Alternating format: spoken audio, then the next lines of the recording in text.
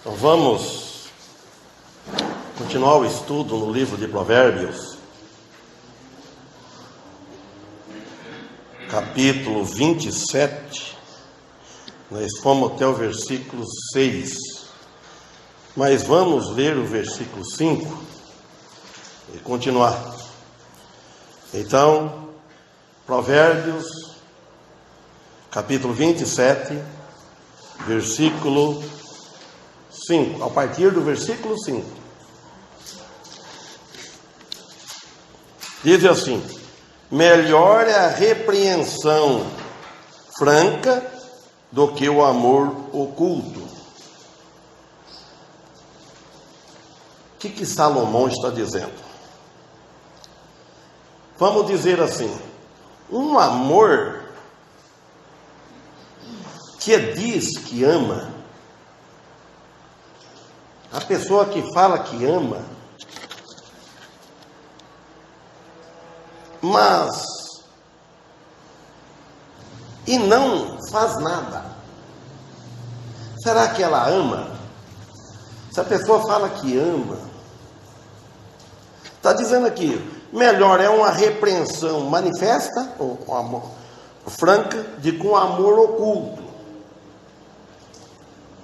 Porque se não fizer nada, não vale tanto com um carinho ou um amor, aquele que tem amor e repreende, corrige e exorta.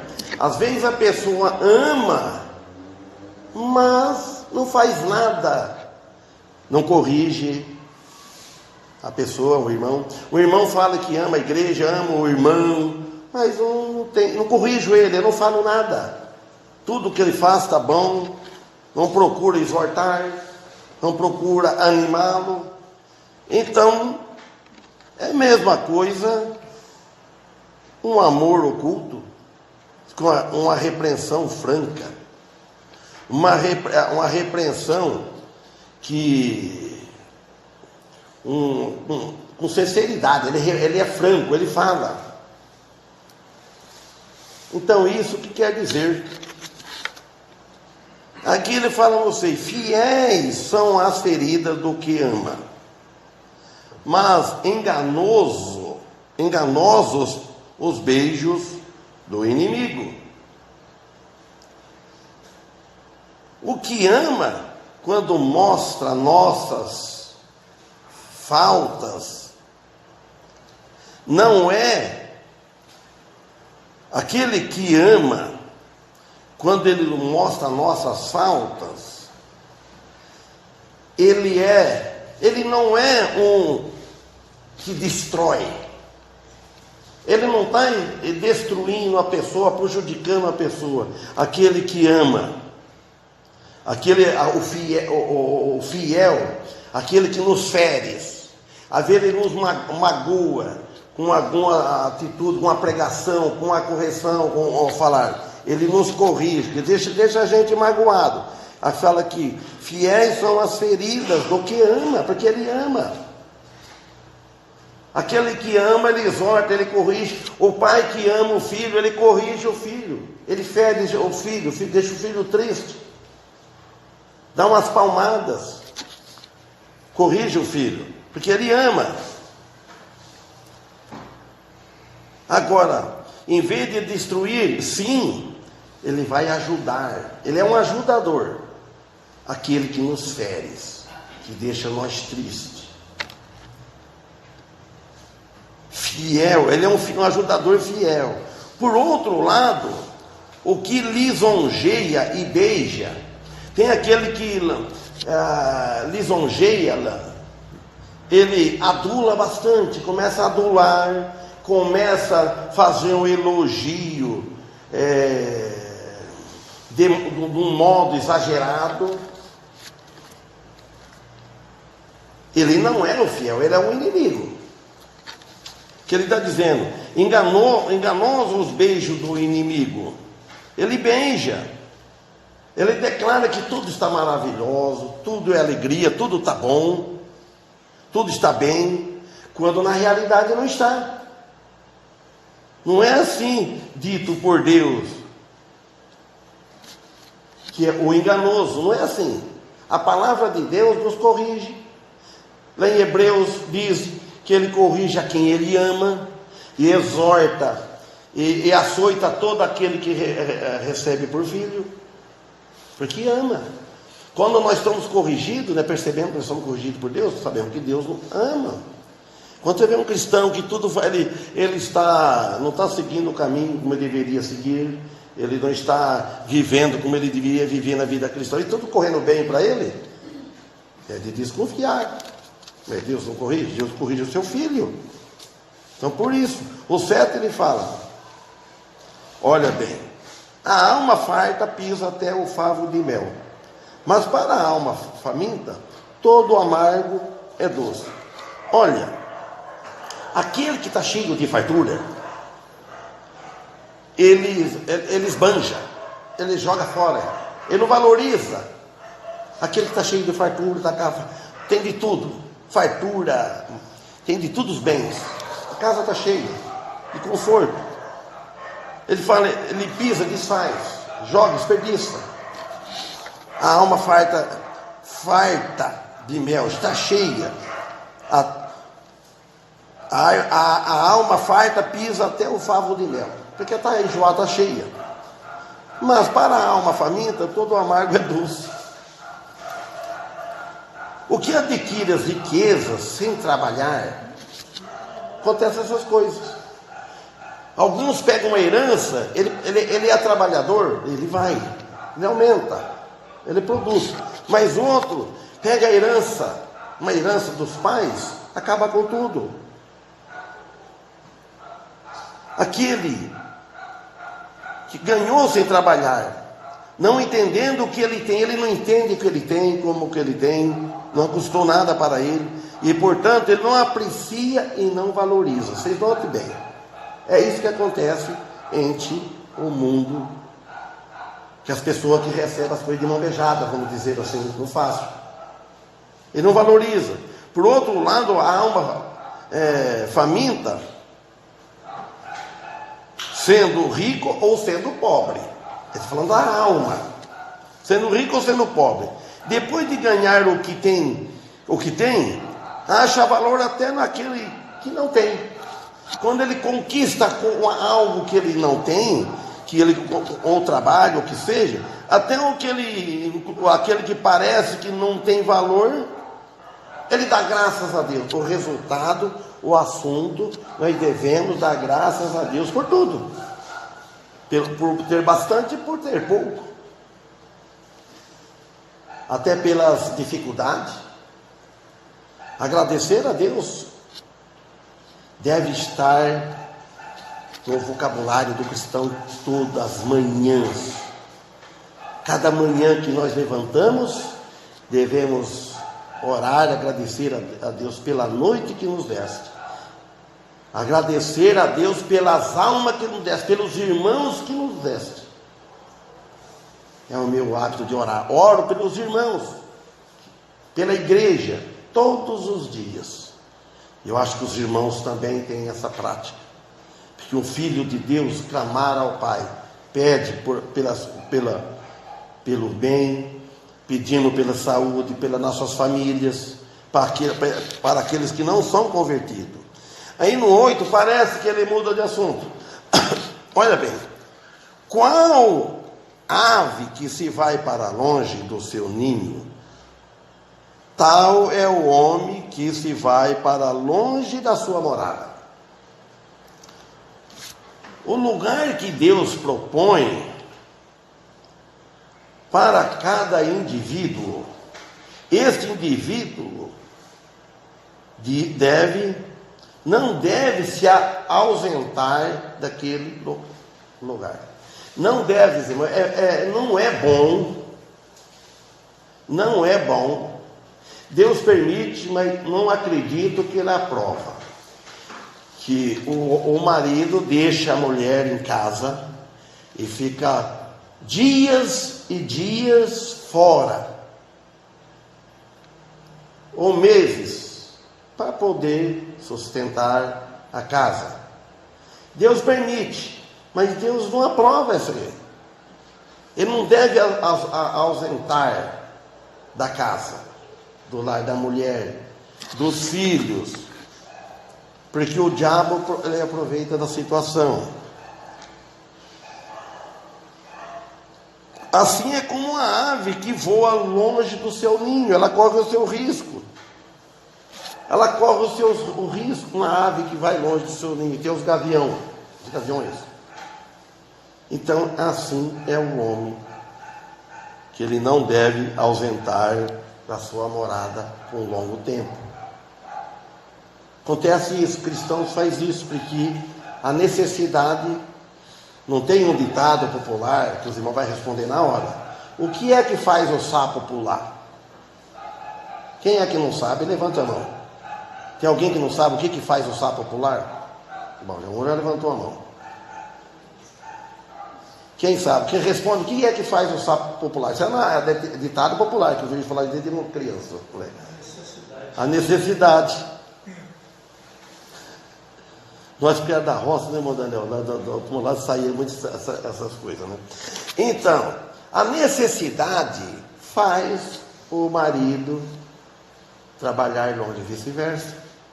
Aqui, e no 9, o unguento e o perfume alegram o coração, assim como o amigo do homem com um cordial conselho.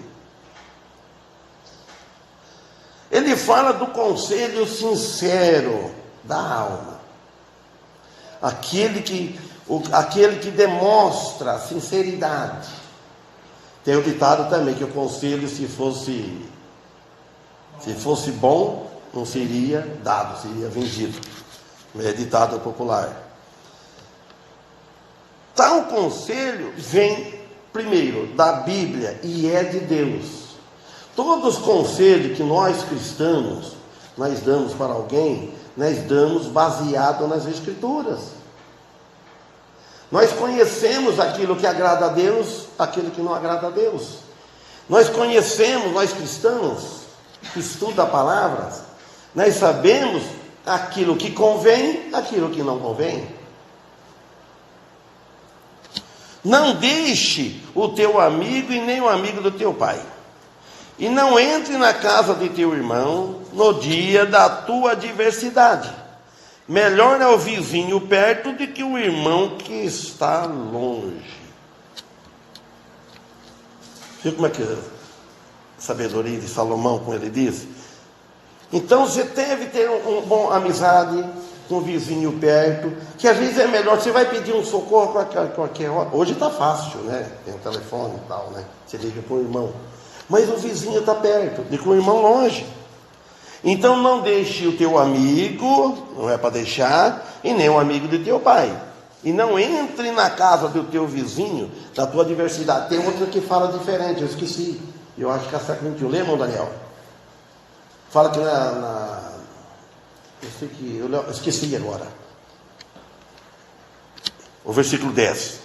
Ela parece que não fala de diversidade. A Fiel também acho que não fala. Ela diz o 10?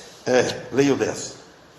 Não abandones teu amigo, nem o amigo de teu pai. Nem mudes para a casa de teu irmão no dia de tua adversidade. Mais vale um vizinho por perto do que um irmão que está aqui longe. Amém. A Fiel, quem tem a Fiel aí? Lê, irmão Samuel, a Fiel. Essa é isso aí que me parece, mas não é fiel. Quem está com a aberta Fiel aí? É igual? Então tá bom. Pode que falar diferente. Pode ler. Não deixes o teu amigo, nem o amigo de teu pai, nem entres na casa de teu irmão no dia da tua adversidade. Melhor é o vizinho perto do que o irmão longe. Eu acho que tem outra versão lá que é diferente, mas tá bom, é a diversidade. Como é que fala aí, João Aristide? Não abandone teu amigo, é isso? É aqui a mesma coisa, não deixe, falando outra palavra, o assunto, eu estou com a diversidade. Ó, no momento que a pessoa, ela chega a Cristo.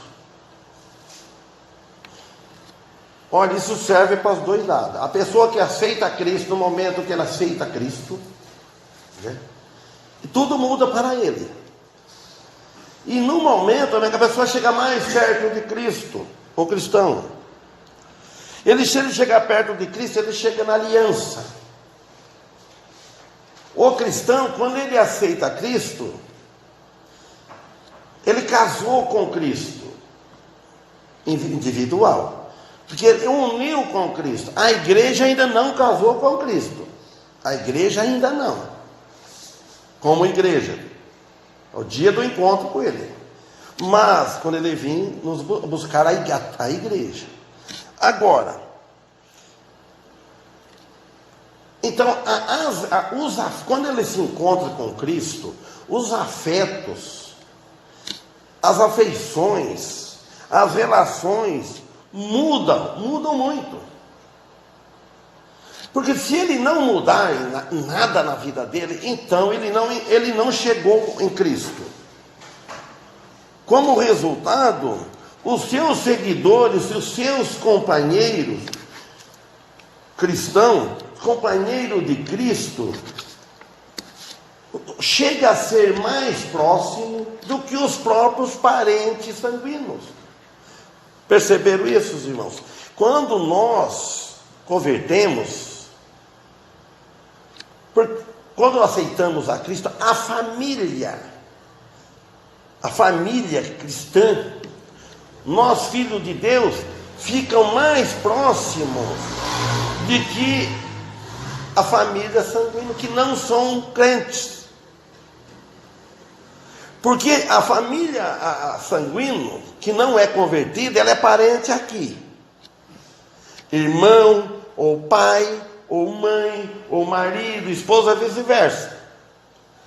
Mas só que lá não. Vai ser todo irmão, porque com o corpo glorificado não tem sexo. Então vai ser tudo parente. Então parente na carne é na carne. Se converter, então nós somos irmãos. Aí duas vezes, irmão na carne e irmão em Cristo. Aí vale, porque vamos morar junto. Por isso que é importante para nós. A família descrente, não. Se morrer, lamenta. Porque vai ter uma separação total. O versículo 11 fala assim: olha, seja sábio, meu filho, e alegra o meu coração, e assim terei o que responder ao que me despreza. Então ele está falando aqui diretamente com Salomão, e do mesmo modo também para todos os cristãos. A Bíblia, ela é um único livro de ensino, de instrução para todos, para ambos. Até os ímpios usam a Bíblia, até eles. Só que se eles usassem a Bíblia como ela é, pegar tudo, mudaria o coração. Mas muitas coisas que a Bíblia ela ensina. Ela é um livro inspirado por Deus, ensina de tudo, de prudência. Que pode produzir caráter. A Bíblia, quando entende ela, quando o Espírito Santo, porque é o Espírito Santo que é o autor da palavra da Bíblia, quando ele entra no indivíduo, primeira coisa, muda o caráter. A maioria do mundo despreza a Bíblia. A maioria. Se despreza a Bíblia, despreza aquele com letra maiúscula, vamos dizer assim, que escreveu ela, que inspirou ela, que é o Espírito Santo. É ele que inspirou. E além disso, quando os pregadores pregam a Bíblia, usa a Bíblia, deixa ser usada, a Bíblia ser usado, é uma coisa. Ele está sendo guiado pelo Espírito Santo. Quando o pregador ele vai usar algo que não é da Bíblia, muitas coisas ele fala na carne. Não é usado pelo Espírito Santo. Se ele vai fazer uma comparação, usada para uma figura, para poder esclarecer algo da Bíblia, então ele está sendo usado pelo Espírito Santo. Ele dá sabedoria. Deus permite que nós falamos, mas certas coisas ele não aprova. Agora, irmão Samuel, abre lá em Mateus, capítulo 10, versículo 16. Vamos falar do prudente. Eu vou ler aqui o versículo 12, depois você espera lá. O prudente, ele vê o perigo e o evita, mas o simples segue adiante e sofre as consequências. Deus chama prudente aqueles que conhecem e entendem e vivem pela palavra dele, que vivem a Bíblia. E Deus chama simples, insensatos, aqueles que não acreditam na palavra dele, que é inspirada, que é a Bíblia. Ou tomam o tempo, não tomam o tempo devido de estudar a palavra de Deus, de estudar a Bíblia. É muito estranho um pregador, um irmão que não tem um conchego com a palavra de Deus, com a Bíblia. Se você tiver a Bíblia e não estudar ela, não ter um companheirismo com ela, estudar a Bíblia, é estranho, você não alimenta, não vai perder a salvação por causa disso, porque a salvação está em Cristo. A salvação não está no conhecer, mas o conhecimento é para nós ser mais prudentes, para nós poder amá-lo mais e para poder falar. Leia Mateus 10, 16. Mateus 10, 16. verso 16. Eis que vos envio como ovelha a meio de lobos. Portanto, sede prudentes como as serpentes e simples como as pombas. Certo, é essa aí mesmo. Mateus 10, 16.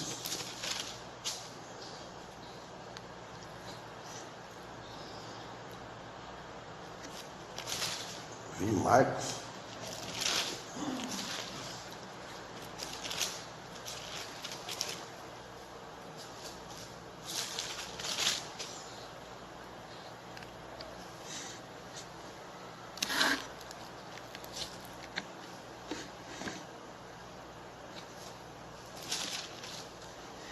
Se eu sair fora, o copo ficou difícil.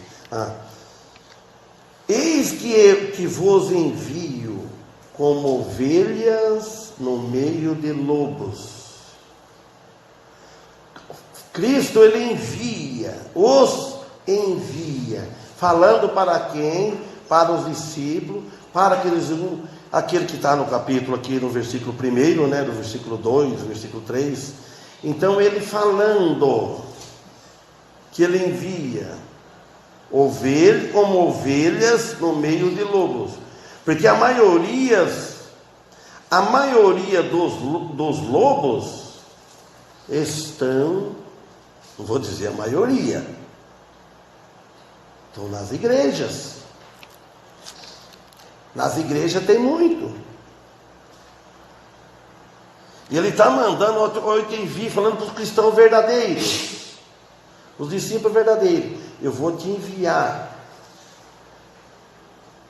como ovelhas. Você pensa bem, põe que frase, que comparação dura. Manda a ovelha no meio dos lobos, vai ser destruído. Tende cuidado, porém, dos homens, que é para ter cuidado, 17, porque eles vos entregarão aos sinédrios e em suas sinagogas vos aceitarão. Então, muitos, os religiosos apostatas, sabe o que é apostata? Que apostatou da sua religião, abandonou a fé, abandonou a doutrina, que lá em Hebreus capítulo 6 fala também disso também. Fala de dois grupos, que provaram tudo, o dom do Espírito Santo, provaram de tudo, mas não era verdadeiro. Então voltaremos aqui em Provérbios. Ao 13 também uma lição boa para aí. lhe é tomada até a roupa daquele que fica de fiador do estranho, e por penhor para aquele que se entrega pela mulher estranha. Então, a Bíblia ela ensina tudo. O cristão não deve ficar de fiador de ninguém. Isso porque ele vai assumir uma dívida do outro. Nós não podemos garantir nada de amanhã, porque o de amanhã não pertence a nós. O que é tomar, tem outra fala mais claro, leia aí que fala ao contrário disso aqui. O 13. Lê, irmão Paulo. Quando alguém fica por fiador do estranho, toma-lhe até a sua roupa, e por penhor aquele que se obriga pela mulher estranha. Está vendo? Aqui ele fica por fiador. A Bíblia diz. Na minha vida eu fui fiador uma vez só, quando eu não era cristão ainda, morrendo de medo. Imagina? Se não pagar, vou ter que pagar. Então, nós devemos ser sim, sim, não. Fiador, sabe o que é fiador? É comprar a dívida do outro. O cristão não deve. Se quer fazer, faz, mas ele corre o risco. Penhor é assumir um compromisso aquele que se entrega pela mulher também. Verdade é que somente é honesto no mundo o que se encontra na Bíblia Sagrada, que segue a Bíblia, que é dado pelo Senhor Jesus Cristo. Isso está em Mateus 19. Olha, então nós devemos ter cuidado. Fiador é comprar a dívida do outro. Você comprou, depois vai ter que pagar. Se ele não pagar, você vai ter que pagar. Então é por isso. Então ele fala aqui. Ele toma até a roupa. Tira tudo o que tem. O 14 também. O que bendiz o seu amigo em alta voz, mas cada coisa que a gente estuda fica até meio atrapalhado, né? E vai ver, tem razão. Você note bem o 14, ó. O que bendiz o seu amigo em alta voz pela manhã, madrugando, por maldição lhe será imputado. A pessoa diz logo de manhã, então você tem que falar um bom dia meio suave também, né? Você vai dizer enquanto uma pessoa de manhã assim, em alta voz, né? Exagerada. Eu quando li a primeira vez estranhei, mas pensei bem, mas está certo. Porque quando faz um escândalo aí, né? Então aí, a pessoa até assusta, né? Falou, você está capaz de estar insultando? Bom dia, desejando um bom dia. Então fala assim, o que bendiz é que é bem dizer, falar bem dia, madrugada. Vocês seguem bem de madrugadinha a falar um bom dia alto dos outros, escuta? Não precisa. Então ele é tido por maldiçoado, maldição. Olha o 15 também. Goteira contínua em tempo de grande chuva, é a mulher rixosa, uma e a outra são semelhantes. Rixosa, quer dizer, briguenta. Leia na Fiel, na outra aí para ver. NVI. A esposa briguenta é como gotejar constante num dia chuvoso. Deter é como deter o vento, como apanhar óleo com a mão. Amém? Ó, note bem para vocês isso, ó. Eu já sei, quem que nunca... Eu já sei que nós já moramos em casa quando era criança, casa. Então vamos continuar o estudo no livro de Provérbios, capítulo 27. Nós fomos até o versículo 6, mas vamos ler o versículo 5 e continuar. Então, Provérbios, capítulo 27.